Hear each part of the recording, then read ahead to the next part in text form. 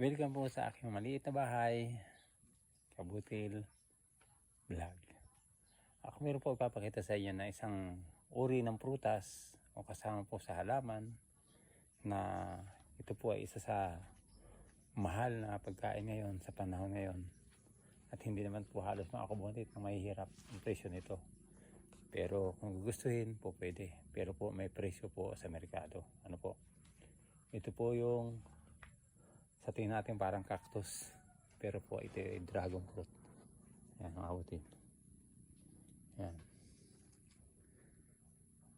So, matagal po pala ito mamunga. Hindi ko po dinidiscourage yung nagtatanim ito, pero po ito matagal pala mamunga.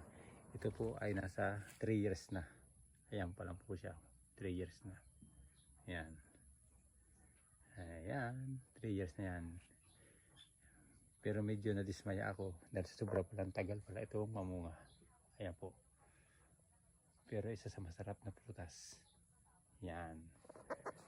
Kaya Kabutil, kung gusto nyo makakain ito, magtanim kayo ngayon ng maaga para makakain din kayo ng maaga.